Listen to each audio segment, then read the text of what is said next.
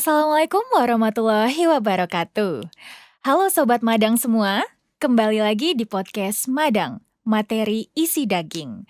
Dengan saya di sini, Putri, selaku host yang akan menemani Sobat Madang semua pada episode kali ini. Bukan podcast Madang namanya kalau tidak membawa bintang tamu yang luar biasa. Begitu juga dengan hari ini, kita sudah kedatangan bintang tamu dari kepala sekolah dan juga siswa penerima Letter of Acceptance atau LOA dari perguruan tinggi luar negeri. Mari kita sambut Ibu Kepala Sekolah dan salah satu siswa dari SMA Negeri 10 Samarinda. Selamat pagi Ibu dan juga adik. Pagi. Bagaimana kabarnya hari ini? Baik, sehat. Sehat ya, Alhamdulillah baik. Alhamdulillah. Mungkin kita boleh perkenalan singkat dulu ya Ibu dan juga adik ke arah kamera karena mungkin Sobat Madang belum kenal. Silakan Ibu. Baik, Assalamualaikum warahmatullahi wabarakatuh. Perkenalkan, saya Nimade Adnyani, Kepala SMA Negeri 10 Samarinda. Oke, kemudian lanjut. Assalamualaikum, perkenalkan nama saya Latifah Azmi, biasa dipanggil Latifah, dan saya salah satu siswi SMA Negeri 10 Samarinda. Ibu, saya mau sharing sedikit cerita pribadi saya. Iya. Beberapa hari yang lalu, waktu saya scroll media sosial, saya ada lihat berita dari Semaridasa. Iya. Di situ tertulis bahwa sebanyak 30 siswa-siswi Semaridasa mendapatkan LOA dari beberapa perguruan tinggi top 100 dunia. Benar ya Ibu ya? Betul banget. Wah, berita yang sangat membanggakan Ibu. Ya. Jadi Latifah ini merupakan salah satu? Salah satu siswa mendapatkan LOA. Wow, luar biasa. Boleh nggak Latifah sharing sedikit dapat LOA dari perguruan tinggi luar negeri mana aja sih? Salah satunya alhamdulillah saya keterima di Monash University, kemudian ada UBC, ada Curtin University, Iowa State. Saking banyak Saya lupa Ibu. lupa ingat juga. Wow. Iya, ada Deakin University, ada Macquarie juga. Itu aja deh yang saya ingat. Jadi kurang lebih berapa itu Bu totalnya Bu? 10. 10 ya. 10 lebih Wow. sudah dapat. Wah, luar biasa. Terus waktu pertama kali Latifah menerima LOA ini gimana sih perasaannya? Dulu waktu itu saya dapat email dari University of Western Australia, itu pertama kali banget saya dapat LOA itu. Saya waktu baca email rasanya nggak percaya gitu kayak, hah? Dari UWA ini betulan. Saya cross check lagi PDF-nya, loh ada nama saya di situ tercantum, loh betulan saya. Langsung saya cerita ke orang tua saya waktu itu malam hari, jadi alhamdulillah waktu lagi lengkap, ibu bapak saya jadi pada gembira semua, itu rame banget di rumah. Luar biasa ya Ibu, luar biasa. 10 loh. Lalu dari 10 itu kira-kira bakal calon yang Latifah pilih untuk melanjutkan studi apakah sudah ada? Dari 10 itu sebenarnya ada satu. Sebenarnya tuh yang saya memang tunggu-tunggu itu belum keluar sampai sekarang LOA-nya. Oh gitu. Tapi kalau misalkan saya harus pilih dari 10 itu, insya Allah kemungkinan saya bakal ambil di Curtin University. Curtin University itu di mana? Di Aussie, di Oke. Western Australia. Di Australia, Western Australia ya Ibu. Menurut Ibu sendiri bagaimana soal pilihannya Latifah ini Bu? Kan keterimanya 10 ya Bu ya? Iya. Siapa tahu mungkin dari kepala sekolah ada mau memberikan saran atau mungkin masukan di mana baiknya diterimanya. Menurut Ibu pilihan Latifah ini apakah sudah tepat? Pilihan Latifah itu bagus dan tepat, tapi pertimbangannya begini. Semua university yang dipilih oleh anak-anak itu memang university yang sudah ditetapkan oleh Kementerian Pendidikan Tinggi yang diperbolehkan untuk mendaftar di beasiswa Garuda. Artinya beasiswa Garuda ini cabang dari salah satu beasiswa LPDP. Oh gitu. Yang dia punya ketentuan universitas mana gitu, karena ditargetin. Universitas yang dipilih oleh anak-anak itu udah tercover dalam pilihan yang ada di beasiswa Garuda gitu. Jadi kalau mau ditanya yang mana yang terbaik yang dipilih oleh Latifah, yang Latifah suka itulah yang terbaik, karena semua university yang dipilih anak-anak itu sudah ada dalam dashboardnya beasiswa Garuda gitu. Jadi kan kita nggak cuma pengen anak-anak kita dapat LOE ya, tapi kita juga pengen supaya mereka itu mendapatkan beasiswa Garuda.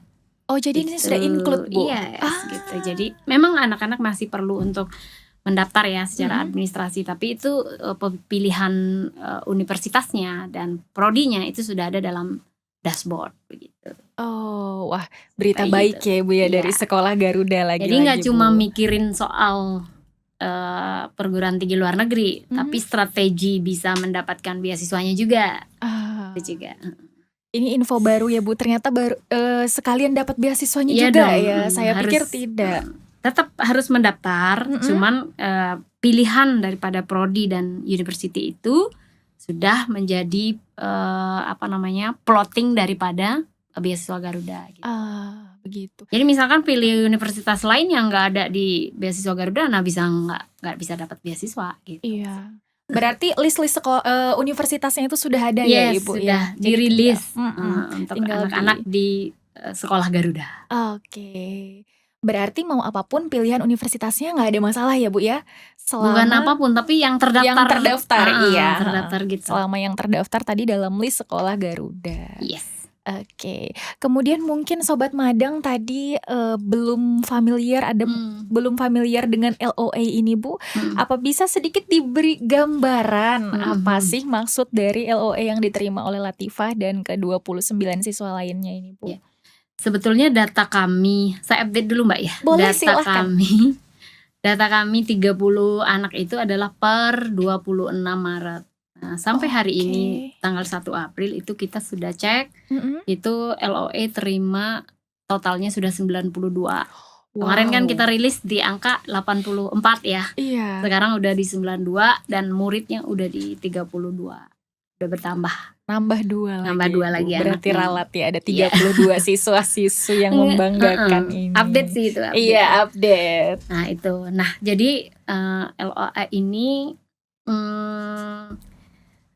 kita kasih gambaran bahwa proses di mana anak-anak itu setelah mengikuti semua rangkaian persyaratan yang harus dipenuhi untuk mendapatkan LOA itu. Nah itulah sebetulnya tugas kita semua, murid-murid, orang tua, guru, sekolah itu membantu supaya anak-anak bisa atau memenuhi persyaratannya untuk mendaftar di perguruan tinggi itu. Nah, LOA ini bukti bahwa sekolah atau universitas atau kampus luar itu juga melihat kemampuan murid dan kemampuan sekolah mengantarkan siswanya ke sana. Itu sih Ibu. Bukti daripada LOA itu. Iya. Lalu prosesnya bagaimana? Mungkin Latifah bisa cerita apakah persiapannya sudah panjang atau ternyata setahun atau 2 tahun sebelumnya? Mungkin seperti apa Ibu tadi juga ada bilang memenuhi beberapa persyaratan itu Bu ya. Mungkin bisa diceritakan sedikit? Jadi awalnya itu sebenarnya saya lebih ke searching sendiri awalnya itu. Saya daftar ke universitas-universitas itu lewat agen yang saya memang temuin Bu sebelum sama ada dipilihkan sekolah kan waktu itu Bu. Pokoknya saya banyak researching, terus tuh dapat agent buat daftar universitinya. Terus akhirnya saya dihubungin juga sama agennya itu melakukan pendaftaran. Akhirnya saya diminta berkas-berkas. Waktu itu saya bisa dibilang lebih duluan lah daripada teman-teman saya. Makanya itu menjadi salah satu strategi saya bisa mendapatkan alhamdulillah LOA lebih paling dari 10. Banyak. Paling banyak. Ternyata persiapannya lebih panjang ya. Itu dari kelas berapa Latifah persiapannya? Jujur, saya benar-benar baru diizinkan orang tua saya buat ke luar negeri itu pas kelas 12 ini. Karena habis dengar isu-isu Semarit jadi sekolah Garuda itu, orang tua saya mulai luluh itu. Padahal saya semenjak kecil itu sebenarnya memang pengen banget berkuliah di luar negeri. Tapi orang tua saya bilang baik S1 di Samarinda, bukan Samarinda, pokoknya di luar kota dulu lah seenggaknya. Di Indonesia gitu ya. pas S2-nya baru nanti ke luar negeri. Tapi saya pikir kayak kurang tertantang gitu saya jadi selama saya dari kecil sudah bisa berbahasa Inggris, kenapa nggak saya coba dulu gitu. Bener. Untuk coba apply UNIF ke luar negeri gitu. Akhirnya ya pas kelas 12 awal baru tuh saya didampingi ibu saya juga untuk tes IELTS duluan. Saya waktu itu duluan juga Bu, sebelum kita pengayaan Desember kemarin saya sempat pakai budget pribadi juga di bulan Agustus, dan akhirnya pas bulan Desember tes lagi, jadi saya punya 2 hasil tes IELTS gitu. Wow, keren banget semangatnya ya Bu. Iya. Berarti Tapi emang bener gini Mbak, iya Ibu. dulu itu Semarit itu memang orang tua itu ada yang menentukan sendiri anaknya untuk ke perguruan tinggi luar negeri PTLN. Jadi memang di sekolah itu belum ada sistem yang mengatur bagaimana anak-anak itu ke PTLN. Jadi kalaupun keterima, ada 4 anak kita tahun sebelumnya itu keterima PTLN, itu murni orang tuanya mandiri, cari agensi sendiri, persiapan sendiri, termasuk itu yang dilakukan oleh orang tuanya Latifah. Gitu. Nah kemudian datangnya program Garuda ini membangun ekosistem sebenarnya. Wah, luar Sekolah biasa. Garuda transformasi Sekolah ini Garuda membangun ekosistem supaya kebuka nih jalan-jalan bukan cara kebuka nih cara-cara untuk membawa anak-anak ke PTLN. Salah satunya diberikanlah prediction IELTS. Yang tadi bulan Desember itu ya Bu ya, pengayaan. Itu prediction dulu di bulan Oktober kita lakukan. Jadi dari hasil prediction itu kemudian dipetakan anaknya mana yang masuk skema 1, skema 2, skema 3. Dipetakan, nanti dari situ baru skema 1 dan skema 2 itu mendapatkan pengayaan. Itu saya ada jelaskan di program Garuda ya. Nah kemudian itu selain prediction IELTS, mereka juga mendapatkan prediction SIT. Pembelajaran SIT itu baru didapatkan setelah sekolah ini menjadi sekolah Garuda transformasi. Kalau dulu tuh nggak ada. Nah ini yang saya sebut sebagai ekosistem yang dibangun. Benar. Gitu. Tadi sudah sempat juga kita bicara di belakang layar ya Bu. Ternyata seperti ini prosesnya begitu. Wah luar biasa. Berarti tadi prosesnya dimulai dari Oktober itu tahun lalu kah Ibu? 2025 ya. Kemudian persiapan tes IELTS-nya di Desembernya itu tadi ya Bu ya? Desember untuk official IELTS dan official SAT. Oke. Sebetulnya SAT itu digunakan di negara-negara Amerika ya, tapi itu bagus sekali untuk mengukur kemampuan logika matematika dan bahasa Inggris gitu. Nah itu Mbak, jadi yang menjadi pembeda atau ekosistem pembeda antara sekolah sebelumnya kita ya, Semarit sebelumnya dengan Semarit yang sekarang, itu karena Semarit yang sekarang ada konten tentang SIT. Itu pembedanya SIT. Kalau IELTS kan untuk semua kampus luar negeri emang pakai IELTS ya, tapi nggak semua kampus luar negeri itu membutuhkan SIT. SIT ini tidak hanya untuk memenuhi persyaratan PTLN, tapi juga untuk membangun kemampuan logika matematika. STEM ya. Iya.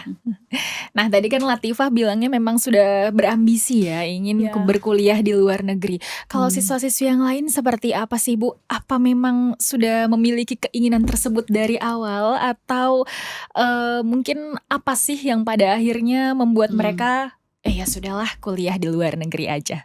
Nah ini saya kira setiap anak itu berbeda ya, beragam mereka punya minat. Namun sejak di launching menjadi sekolah Garuda itu tentunya mereka melihat kesempatan kuliah S1 ke luar negeri. Dulu itu mungkin hanya angan-angan ya, karena sulit atau apa gitu kan. Sekarang itu adalah pilihan yang sangat realistis. Realistis artinya sangat mungkin dipilih karena akses itu terbuka ya. Teman juga, maksudnya sesama siswa seusia mereka, angkatan mereka, banyak juga. Gen mereka banyak yang memang menargetkan kuliah ke luar negeri seperti itu. Biasa, memang beda ya Bu ya pemikiran anak-anak zaman sekarang ya Bu ya. Jadi pilihan yang sangat realistis. Wow. Tadi belum nyinggung Latifah ambil jurusan apa? Saya mostly daftar itu di jurusan engineering. Oh. Kalau untuk di Kerten, saya ngambil di mining engineering. Oh, jadi memang jurusan IPA ya di sekolah ya. Wow, engineering keren banget. Sebenarnya di sekolah itu dengan kurikulum Merdeka itu tidak ada lagi pembeda jurusan IPA IPS tuh nggak ada. Tidak ada Tapi ya, kita ada sebut namanya mata pelajaran pilihan. Peminatan gitu. Iya. Nah ini kelasnya Latifah ini yang peminatannya banyak di sains. Gitu. Tapi memang prodi-prodi atau university yang disiapkan di Garuda itu memang untuk yang ke arah STEM diprioritaskan. Oh iya ya Bu ya, memang yang sains energi berarti terbarukan, engineering. Tapi itu memang luar biasa ya Bu, apabila kita mengambil ilmu dari luar negeri kemudian bisa diterapkan di negara sendiri. Iya betul. Oke, untuk Ibu sendiri nih Bu, respon Ibu sebagai kepala sekolah, kita bisa lihat Latifah yang sudah prepare begitu panjang dan pastinya juga siswa-siswa lain yang penuh dengan motivasi ingin kuliah di luar negeri. Tanggapan Ibu sendiri sebagai kepala sekolah seperti apa? Pertama tentunya bangga sekali ya. Saya juga sebagai orang baru yang masuk di Semarit itu sangat bangga karena anak-anak atau ekosistem yang ada di sekolah itu cukup siap untuk masuk kepada arena, kita sebut boleh arena ya, arena pendidikan global. Nah, yang culture yang mereka miliki di sekolah itu cukup siap. Jadi tinggal dibentuk sedikit, diarahkan sedikit itu sudah sangat siap. Jadi saya sangat berbangga kepada murid-murid, yang pertama murid-murid saya, kemudian para guru, tenaga kependidikan, semua yang terlibat dalam proses ini. Juga sangat berterima kasih kepada kedua orang tua murid-murid yang terima LOA dan semua orang tua yang lain yang juga sangat mendukung seluruh program sekolah. Itu sih yang saya rasakan. Wow, luar biasa. Pasti Ibu Made merasa bangga sekali Bangga ya Bu ya sekali. dengan pengalaman ini, mengingat tahun lalu tadi Ibu mention 4 orang ya Bu ya yang keluar naik negeri. 700%. Wow. Mungkin udah di 800 ya karena 32 kan. Iya. Dari 4 menjadi 32 itu 800%. Sudah 800%, pencapaian yang luar biasa. Pencapaiannya berlipat ganda. Berlipat ganda Padahal sekali awalnya Bu. tuh Mbak Putri, awalnya tuh kita ekspektasinya hanya 10% dari total siswa. Siswa kita itu ada 402. Jadi kalau kita ambil 10% itu kita targetin cuma 8 anak aja. Ternyata 8 anak itu sudah kita anggap kenaikan 100% ya. Iya. Karena kan setahun lalu 4 orang. 8 anak aja yang bisa PTLN, itu target kita awalnya. Dan kemudian bisa mencapai sampai 800% ini, wah, amazing. luar biasa. Luar biasa. Apakah di proses seleksinya itu ada nilai rapor juga Bu yang dicantumkan? Rapot itu sebenarnya dokumen pendukung ya. Ada juga rapotnya di translate, dipindahkan menjadi raport berbahasa Inggris yang juga menjadi salah satu dokumen. Tapi itu pendukung aja. Karena pendukung yang aja. dokumen penting lainnya itu adalah personal statement ya. Kemudian recommendation letter, kemudian hasil IELTS, hasil SIT yang official. Oke. Terus kalau dari Latifah sendiri nih, selama proses pemberkasannya itu seperti apa sih? Persiapan apa aja yang Latifah lakukan? Itu tadi saya mention yang pertama IELTS. Saya biaya pribadi duluan itu. Kemudian transkrip rapot saya juga cari penerjemah tersumpah sendiri. Habis itu apalagi ya? Pokoknya mostly saya biaya sendiri supaya saya itu lebih lebih cepat, lebih gercep gitu. Gitu. Soalnya sama agent saya juga diminta secepat mungkin berkas-berkas supaya bisa langsung di-apply-kan. Ya sudah, berarti harus cepat-cepat ini, nggak bisa nunggu arahan dari sekolah dulu kan. Jadi saya langsung action, langsung siapkan semuanya, dan alhamdulillah bisa dapat lebih dari 10. Wow. Tapi meskipun persiapan sendiri, Latifah juga di bulan Desember ikut tes IELTS lagi kan ya dari sekolah ya. Ternyata juga sekolah sudah mempersiapkan ya Bu ya. Cuma anaknya terlalu semangat ya. Mau cepet-cepet duluan. Wow, ternyata itu persiapannya ya, panjang juga ya. Dan banyak gitu ya Bu yang disiapkan. Kalau siswa-siswi lain Bu yang selain Latifah, apa ada dibantu dari sekolah? Ya dong, tentu pastinya, karena melalui program Sekolah Garuda ini kan sangat membantu ya. Maksud saya siswa lainnya, 29 siswa lainnya atau 31 siswa lainnya, itu mungkin nggak semuanya seberuntung Latifah ya. Latifah kan secara ekosistem di rumahnya mungkin sudah didukung penuh oleh orang tuanya, bahkan dipersiapkan, bahkan dicarikan agensi. Full sedangkan support. Iya, support penuh ya. Nah, sementara di anak-anak lain kan belum tentu seperti itu. Betul. Jadi keberadaan atau kehadiran program Garuda itu sangat membantu anak-anak yang memang secara personal di rumahnya itu tidak punya bayangan mau sekolah ke PTLN. Iya gitu. Bu, betul. Nah, ini yang mungkin bisa dirasakan betul manfaat program Garudanya. Terutama bagaimana mereka mendapatkan layanan dari agensi yang kita pilih. Nah, kita juga pakai konsultan. Jadi nggak cuma Latifah pilih agensi as a personal ya, agensi sendiri, bukan. Itu bonus lain yang Latifah terima. Tapi di sekolah itu juga nyiapin program itu. Jadi maksudnya nyiapin pendamping atau konsultan sendiri. Dan konsultannya itu bernama roster. Konsultannya itu sendiri adalah alumni anak kita. Wow, luar biasa. Jadi alumni inilah yang bergerak untuk membantu anak-anak lain sehingga bisa mendapatkan LOA. Wah, itu ceritanya. Berarti sama aja sebenarnya tahapannya ya Bu ya. Tadi Latifah secara pribadi dan sama yang didapatkan di sekolah. Cuma mungkin istilahnya kalah waktu aja. Latifah duluan karena dia udah prepare. Sementara kita jalan mengikuti program pemerintah kan. Launchingnya baru bulan Oktober. Kita baru mulai prediction itu bulan Oktober, officialnya bulan Desember, kemudian ada pengayaan di antara bulan itu, 2 bulan itu. Nah gitu. Jadi sebenarnya Latifah sendiri juga bergabung di program ini gitu. Bukan berarti Latifah ini jalan sendiri berdasarkan support dari orang tua gitu. Namun juga berjalan di program yang sama. Betul. Gitu. Ini namanya kolaborasi sekolah dengan orang tua. Benar. Sehingga memang hasilnya beda. Anak-anak lain yang tidak mendapatkan layanan khusus dari agensi yang disiapkan orang tua itu bisa mendapatkan 2-6 LOE ya kan. Tapi tetap banyak ya Bu ya. Banyak gitu. Sekali. Sedangkan Latifah bisa dapat 10 karena dia secara khusus dibimbing oleh orang tuanya kan, disiapin agensi lebih panjang gitu kan. Itu aja sebenarnya. Nah, itu tipsnya gitu. Berarti sebenarnya nggak masalah ya Bu ya, meskipun sekolah udah dimulai Oktober, wah ternyata udah sampai ada yang tembus 6 LOE Bu. Itu juga luar biasa. Kebetulan Latifah dapat support dari orang tua juga dan lebih duluan preparationnya gitu ya Bu ya. Wow. Saya mau tanya lagi nih ke Latifah khususnya, apa sih tantangan terbesar selama proses pendaftaran perguruan tinggi di luar negeri ini? Dibilang tantangan tuh juga mungkin menurut orang tua saya itu mungkin saya kurang lah ya effortnya di IELTS, soalnya memang benar-benar skor saya itu di bare minimum di mepet. Iya 6,5. Awalnya waktu Agustus saya pertama kali tes itu waktu di Jakarta masih ada beberapa hari itu saya liburan tuh, masih sempet liburan padahal masih waktu sekolah. Terus saya setelah dapat skor IELTS itu langsung benar-benar depresi sehari 2 hari gitu. Kepikiran banget ya Bu. Iya, karena saya ekspektasinya cukup tinggi, mungkin dapat 7 ke atas, tapi saya cuma dapat 6,5. Dan saya benar-benar sedih banget. Ibu saya tuh sampai waktu nemenin saya tuh mau nggak mau jalan-jalan sendiri. Saya benar-benar stay di hotel karena saya depresi banget waktu itu. Menyendiri langsung ya Bu ya setelah dapat skor yang nggak sesuai bayangan.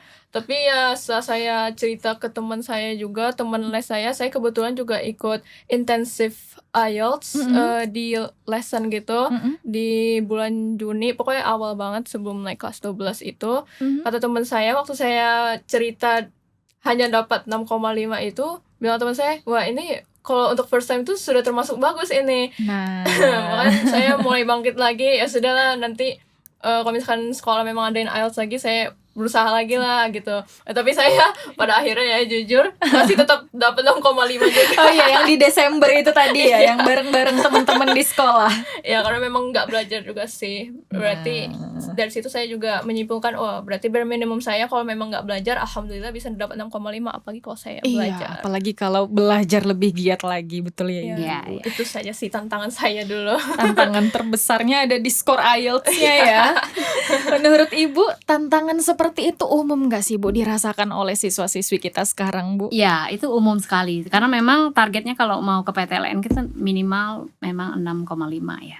Jadi itu memang harus skor yang harus dicapai gitu. Tapi anak-anak kita di program Garuda itu ada loh yang bisa mencapai 8 bahkan 9 hasil IELTS-nya. Wow, ada luar anak kita. biasa. Memang pintar bahasa gitu. Inggris Iya, ya Bu ya? Ya nggak cuma pintar ya, memang komunikatif ya. Iya, yang penting komunikatif, betul. Iya, komunikatif itu. Luar biasa. Itu jadi memang ada standar nilai Kak yang ditentukan untuk bisa masuk ke PTLN. Kalau IELTS itu minimal 6,5, lebih bolehlah 7, 8, itu ada lebih anak baik kita lagi. 9. Ada. Kemudian skor ICT-nya juga dia harus ada di atas 1170. Oh, Itu, dan nilai tertinggi itu kan 1600. wow. Jadi dia harus bisa mencapai lebih dari 1170. Bisa mendaftar ke PTLN. Skor Gitu. Latifah kemarin berapa? Kebetulan saya nggak ambil SAT, jadi modal saya IELTS aja. IELTS aja. Karena tadi kata Ibu ya Bu ya, hanya beberapa PTLN ya Bu ya, yang pakai membutuhkan SAT. membutuhkan SAT. Betul. Wow. Amerika terutama itu Amerika. pakai SAT. Seperti itu. Wah, jadi itu tadi ternyata hal yang wajar ya Bu ya dirasakan oleh siswa-siswi Wajar kita. Misal kebingungan tes IELTS yang mungkin hasilnya tidak terlalu tinggi, tapi tidak masalah ya Bu ya. Yang penting belajar lagi lebih giat. Iya, betul. Oke, terus masih nih berkenaan dengan hasil tes IELTS tadi yang mungkin kurang memuaskan. Apakah itu momen-momen di mana Latifah merasa tidak percaya diri? Atau mungkin ada momen lain di mana Latifah merasa kurang pede nih? Waktu itu saya baca syarat setiap ONEF itu kebetulan 6,5 juga. Jadi saya pikir, bisa lah ya saya daftar. Waktu itu memang dibilang pede juga enggak sih, tapi kayak lebih mencoba. Apa salahnya coba kita tuh untuk mencoba, siapa tahu lolos kan, dan alhamdulillah ternyata lolos. Jadi itu siasat dari Latifah ya, untuk ya udah percaya diri nggak percaya diri tetap dicoba aja. Betul. Jadi bagi siswa-siswi lain juga pendengar Madang yang mungkin sedang dalam struggle yang sama nih dengan yang Latifah rasakan, coba aja. Kita nggak bisa ngontrol kapan kita percaya diri dan tidak ya Ibu ya. Yang bisa kita lakukan hanyalah coba aja dulu, mana tahu berhasil. Kemudian Ibu, kalau dari peran sekolah sendiri, bagaimana sih kepala sekolah dan juga guru-guru lain dalam memantau motivasi anak-anak agar selalu percaya diri? Jadi saya sampaikan dulu bahwa kita tidak hanya membutuhkan IELTS dan SAT. Oh iya, tapi apalagi juga itu Bu? membutuhkan di dalam personal statement ataupun recommendation letter itu harus disampaikan kontribusi apa yang diberikan. Jadi yang dibutuhkan itu nggak cuma pencapaian kognitif ya, seperti IELTS dan SAT tadi, bukan cuma itu, tapi juga hal lain seperti ada namanya riset kolaboratif. Wow, apa itu Bu? Mungkin boleh dijelaskan sedikit. Ya, itu peran sekolah di sana menciptakan iklim supaya sekolah itu ada riset kolaboratif. Nah, riset kolaboratif itu bukan hasil risetnya yang dijadikan bahan, bukan, tapi bagaimana dia berkontribusi membangun ekosistem atau peran di sekolah, di lingkungan sekitar itu. Dari masing-masing anak ya Bu ya? Itu tujuannya untuk ngebangun personal brandingnya gitu. Karena yang disampaikan dalam personal statement kan itu gitu. Jadi nggak cuma jualan soal kognitif, pencapaian kognitif gitu, tapi juga ada hal lain yang disampaikan gitu. Saya kira itu. Jadi peran sekolah adalah yang pertama membantu anak-anak untuk punya riset kolaboratif. Jadi dari anak-anak kita yang terima LOE itu ada yang memang mereka punya hasil riset kolaboratif. Ada yang memang kontribusi-kontribusi yang dicapai kemudian diceritakan di personal statement-nya itu. Wow. Gitu. Berarti itu kembali lagi dengan pencapaian masing-masing anaknya ya Bu ya? Bisa. Kemudian diceritakan begitu Bu? Iya betul Oke, begitu. wow. Diceritakan. Ternyata nggak hanya dari kognitif aja ya Bu ya, Iya, tapi enggak. ada yang lebih dari itu. Wow. Kemudian pastinya di balik seluruh pencapaian luar biasa ini tidak hanya ada dari diri siswa itu sendiri, melainkan juga banyak faktor di belakangnya, seperti tadi orang tua ya di kasusnya Latifah. Kemudian pastinya juga dari sekolah. Nah, menurut Ibu sendiri seberapa penting sih peran sekolah dalam mempersiapkan siswa untuk bisa bersaing nih di tingkat internasional? Ya, sekolah itu punya peran yang sangat strategis ya Mbak. Strategisnya itu yang pertama menjadi transformator ya, bahwa mentransformasi bagaimana budaya belajar itu di sekolah supaya mendukung program pembelajaran atau pendidikan global lah, istilahnya gitu. Kemudian yang pertama itu menjadi transformator, yang kedua menjadi fasilitator atau pendamping ya, bahwa semua program yang dijalani anak-anak itu didampingi oleh guru-guru kami dan sekolah kami melalui program-program unggulan tentunya. Seperti misalnya pembiasaan menulis. Nah, ini kan personal statement ini ujung aja nih. Tapi kan harus dibiasakan mampu menulis dan menuangkan ide. Kan itu ekosistem itulah yang dibangun oleh sekolah gitu. Jadi kita ada pembiasaan setiap hari Selasa pagi itu nulis. Nulis apa aja. Nulis itu program apa gurunya. aja. Itu berapa lama itu Bu? Kita buat 2 jam pelajaran tiap pagi. Jam 7.30 sampai jam 8.50 memang anak-anak itu tanda petik dipaksa dibiasakan nulis. Tujuannya supaya dia idenya itu terbiasa menuangkan ide. Nah betul, ini Bu. Menjadi bekal nantinya kalau udah kelas 12 mau bikin personal statement. Apa yang dituangkan itu kan harus betul-betul dilatih dulu. Nah itu. Jadi isinya itu tidak cuma personal branding tapi kemampuan menuangkan ide, membahasakannya. Betul. Nah ini yang dilakukan oleh sekolah gitu, membangun kebiasaan itu. Kemudian membangun kebiasaan komunikatif, presentasi, kemampuan untuk menuliskan karya tulis ilmiah, presentasi itu dibangun di sekolah. Makanya ada namanya program kedua kami yaitu program tugas akhir. Jadi wajib kayak macam kalau ada macam kayak kalau kuliah itu macam skripsi. Di sekolah itu ada tapi lebih sederhana dan tidak harus skripsi gitu. Bu Latifah senyum-senyum Bu, mungkin merasa masih ingat rasanya ya. Pusingnya ya. Ini yang mungkin nggak terlihat, yang terlihat di publik kan terima LOA, dibantu agensi gitu kan, dibantu konsultan. Itu yang terlihat, tapi yang nggak terlihat dirasakan oleh ekosistem sekolah ya ini membentuk pembiasaan.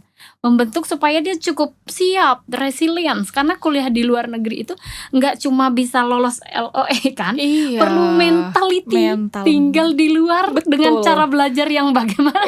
Berbeda kan budaya. Dibentuk dari kelas 10. Nah, sudah ini lama sekali ya Bu. Ya begitu. Jadi tadi saya mau agak mundur lagi Bu. Ibu tadi ada menjelaskan ya Bu ya, kebiasaan menulis nih.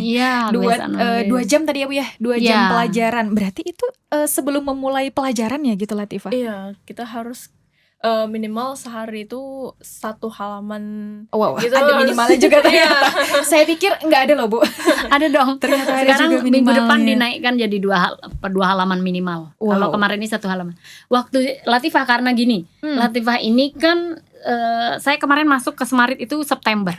Saya ngelihat dia harus buat personal statement itu Januari. Saya cuma punya waktu 3 bulan. Saya udah pikirin tuh gimana caranya dalam 3 bulan anak-anak saya ini bisa nulis personal statementnya sendiri. Sehingga saya drill lah anak-anak mereka ini tiap hari. Tiap hari ya, namanya apa? Sandwich essay ya? Sandwich essay. Tiap hari tuh. Nama programnya Sandwich Essay. Supaya seru ya Bu ya. Sandwich Essay. Kenapa sandwich? Itu juga ada maksud. Sandwich itu kan roti ya, roti yang ada sayur, ada daging, sandwich kan? Nah itu maksudnya bahwa ketika menuliskan ide itu pertama itu harus memuat pujian. Nah roti itu kan halus bentuknya, tapi harus memuat apresiasi, pujian. Baru di dalamnya misalnya sebuah topik tentang apa itu pujian dulu. Kemudian dalamnya itu kan grunjel ya, ada daging, ada apa. Itu bagian kritik maksudnya.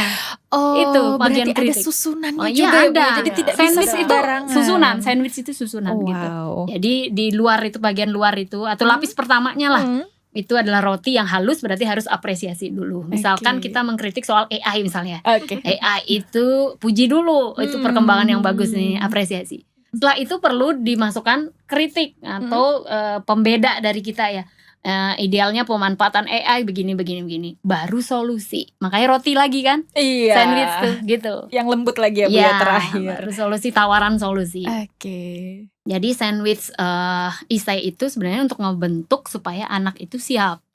Nggak bisa Mbak, di dunia pendidikan itu nggak bisa kita ada personal statement buat sekarang, nggak bisa. Iya. Harus dilatih anak-anak. Persiapannya panjang Betul. sebelum itu ya, Bu ya. Harus tanyalah dia. Iya, bagaimana ini dari contoh langsung yang dihadirkan hari ini. Menurut Latifah tadi sandwich apa tadi, Bu? Essay ya. Sandwich essay itu apakah membantu banget dalam proses penulisan personal statement tadi ya, maaf. Alhamdulillah ya, membantu juga ternyata. Saya pikir awalnya jujur ya Bu, Berat ya berat banget. Kenapa ada program ini?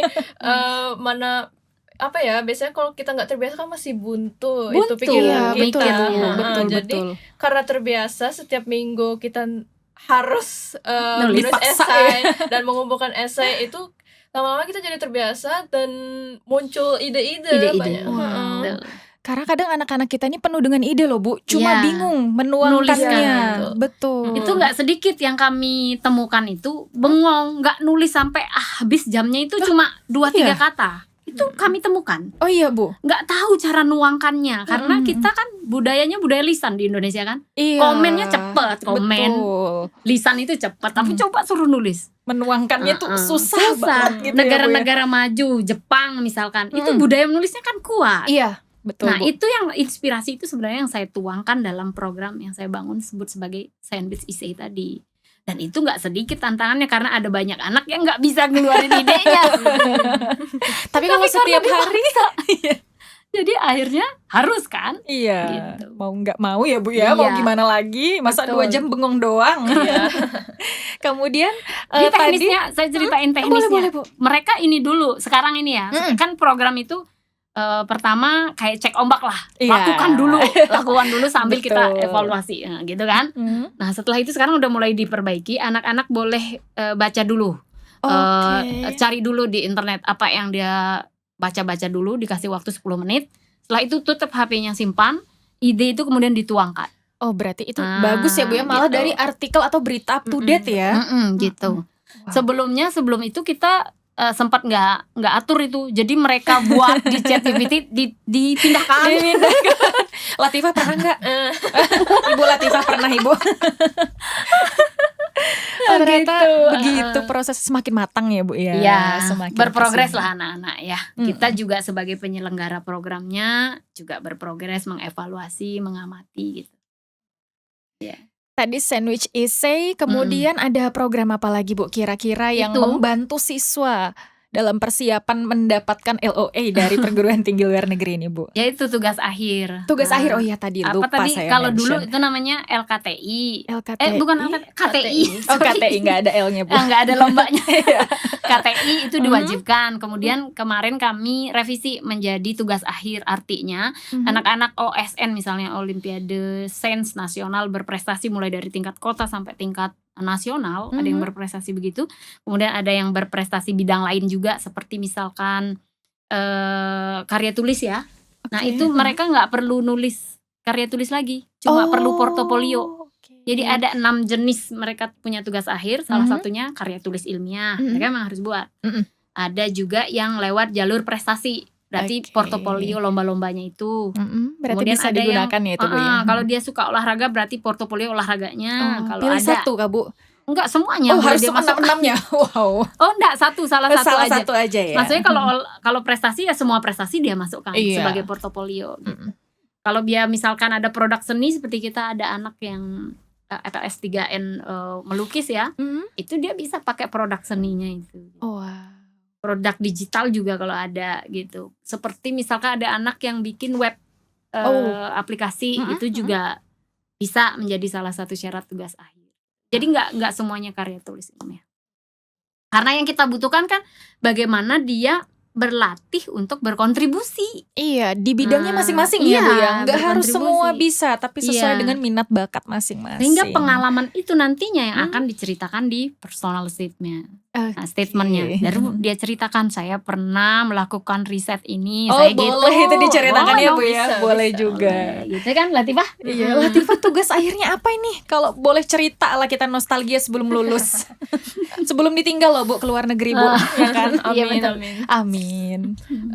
Saya seperti murid biasa mengambil tugas KTI sebagai tugas akhir saya. Dan saya kemarin itu bikin produk apa ya, lebih kayak recreate gitu loh, tetap bikin filtrasi air.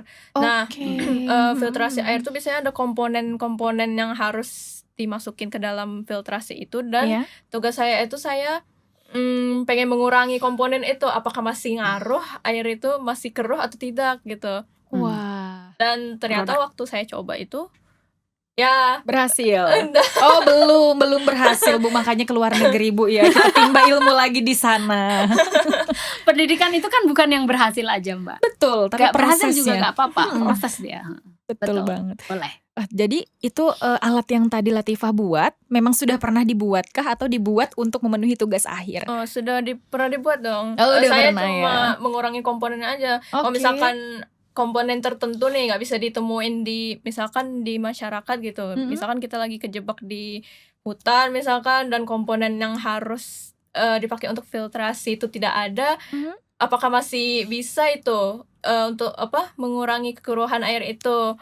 Dan ternyata waktu saya coba air itu jadi jernih. Tapi waktu saya ukur dengan alat TDS meter itu kekeruhannya tuh justru naik. Tapi saya searching lagi ternyata memang begitu, wajar naik. Jadi hasilnya tuh kemarin bening, tapi ya itu kekeruhannya naik. Tapi untungnya kekeruhannya itu masih dalam batas masih wajar. Bisa dipakai, wajar. masih bisa digunakan konsumsi enggak sih. Cuma sebatas mandi, cuci tangan gitu aja sih. Nah itu tantangan yang diberikan di SMA 10 sebagai peran sekolah untuk membangun dia lebih siap dalam menghadapi pendidikan global gitu. Jadi nggak cuma academic approach tapi juga contribution. Gitu. Dan pastinya disesuaikan juga ya Bu ya. Tadi balik lagi dengan minat bakat masing-masing siswa kan berbeda-beda ya Bu ya. Jadi semuanya diapresiasi. Kebetulan Latifah tadi hobinya di sains ya, karena juga mengambil jurusan engineering tadi ya. Semoga tercapai ya. Amin. Kemudian mungkin terakhir ya Ibu dan juga Latifah. Mungkin Ibu dulu. Apa sih Bu harapan Ibu ke depannya terkait siswa-siswi Smaridasah khususnya yang mempunyai ambisi ingin melanjutkan kuliah di luar negeri juga seperti kakak-kakaknya ini Bu? Iya. Jadi sebagaimana program Sekolah Garuda itu adalah bagian dari programnya Bapak Prabowo ya. Betul. Dalam hal ini saya berharap bahwa anak-anak yang menerima LOA dan berhasil kuliah ke luar negeri itu menjadi jangkar bagi adik-adiknya nanti di masa depan. Tidak hanya adik-adiknya tapi bagi sekolah-sekolah lain itu. Seperti yang alumni lakukan sebelumnya. Jadi jangkar ini maksudnya mungkin kontribusinya bisa menarik adiknya juga ke PTLN. Itu berdampak untuk sekolah, berdampak untuk pendidikan Kalimantan Timur, dan tentunya berdampak untuk Indonesia. Kalau nanti Latifah belajar di luar negeri dengan beasiswa dari Indonesia, LPDP atau beasiswa Garuda, kemudian di sana bisa membangun ekosistem yang bagus, kemudian bisa mendapatkan bantuan untuk Indonesia, ini kan peran yang bagus untuk kemajuan negara kita di masa depan. Kita perlu banyak anak-anak yang menempuh pendidikan global untuk kemajuan negara kita. Saya kira itu harapan saya. Jadi saya berharap anak-anak ini tidak hanya mampu secara kognitif, tapi juga resilience atau tangguh, mampu menghadapi budaya baru di sana, gaya belajar yang baru di sana, juga mampu berkontribusi untuk dirinya sendiri, untuk keluarganya, untuk sekolahnya, dan juga untuk Provinsi Kalimantan Timur, dan lebih besar lagi untuk Indonesia.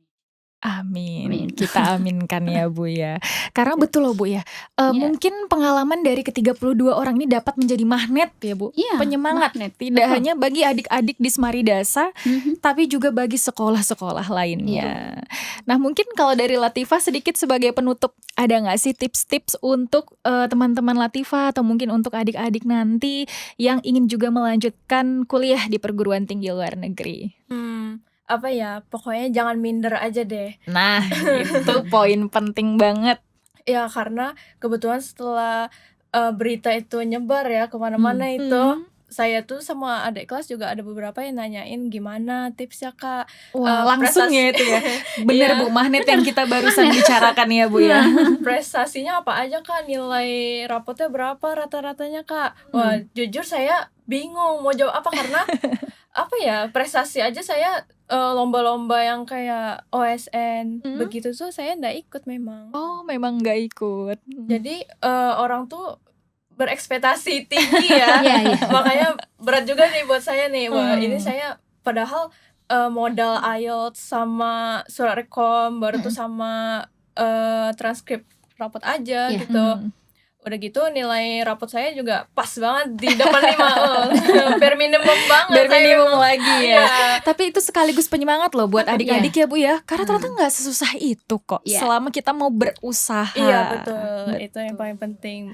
Saya ada mau sampaikan. Saya Silakan, kenapa dari 32 anak kenapa saya pilih Latifah? Kenapa itu? Karena unik. Yang pertama ada dukungan orang tua yang kuat. Oke. Itu yang kita harapkan Mbak. Karena nggak bisa sekolah juga jalan sendiri. Iya betul Kemudian Bu. karena kita ada orang tua yang melarang anaknya PTLN padahal sangat potensial. Kita ada Wah. 2 anak yang potensial sekali, tapi tidak diizinkan orang tua yang ke PTLN sehingga tidak kita ikutkan dalam gerbong pendaftaran itu. Itu satu keunikan dari Latifah. Kenapa saya pilih Latifah dari 32 anak lain. Yang kedua bahwa Latifah ini juga bukan kategori anak yang berprestasi sekali gitu. Iya, Maksudnya ada lomba-lomba OSN atau Puspresnas lainnya gitu. Enggak, dia B aja. Maksudnya jalan normal B gitu. aja tapi lurus Bu. Iya, begitu. Jadinya nyampe. Gitu maksud saya. Jadi jangan berkecil hati bagi anak-anak yang maksudnya tidak bisa punya kemampuan di OSN dan lain sebagainya gitu. Itu bagus, tapi saya tidak sedang menurunkan semangat anak-anak yang OSN ya. Tapi itu bagus karena setiap anak kan punya minatnya sendiri ya. Betul. Mungkin cara daripada Latifah ini berbeda dengan cara yang lain. Jadi memang tidak ada satu cara untuk semua orang. Tidak ada. Tergantung Gitu. masing-masing orangnya Ini ya Bu ya. keunikan Latifah yang saya bawa. Bahwa jangan berkecil hati bagi mereka yang tidak masuk jadi anak OSN, tidak masuk jadi anak lomba-lomba Puspresnas Lomba-lomba, lainnya, iya. FLS 3N. Jangan kecil hati karena siapkan diri baik-baik dengan IELTS contribution dalam hal ini Filtrasi air, ekskul. apa yang dia lakukan itu di ekskul, di risetnya dia itu dia bisa ceritakan di dalam personal statement tadi gitu. Jadi yang dibutuhkan itu kontribusi itu. Nah mungkin anak-anak OSN bisa ceritakan OSN-nya kan, Iya, bisa ceritakan betul. riset lainnya.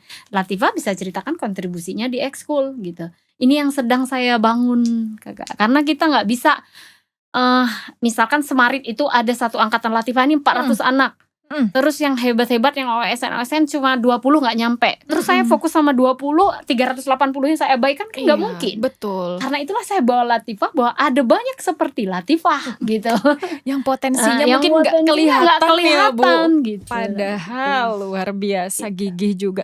Yang penting fokus dengan tujuan. Iya, Betul ya Bu ya. betul. Latifah nih dari awal sudah tahu mau kemana. Iya, Jalannya betul. dicari Betul. dan fokus itu pokoknya fokus paling utama. Baik Ibu, terima kasih banyak ya Ibu Makasih dan banyak. juga Latifah sudah mampir Iya. ke podcast Madang hari ini. Iya. Ya, itu tadi dari Ibu Made dan juga dari Latifah. Semoga apa yang kita bahas hari ini dapat memotivasi siswa-siswi semua untuk terus berusaha dan berani bermimpi lebih tinggi. Terima kasih. Sekian episode hari ini. Kita akan bertemu lagi di episode berikutnya. Assalamualaikum warahmatullahi wabarakatuh.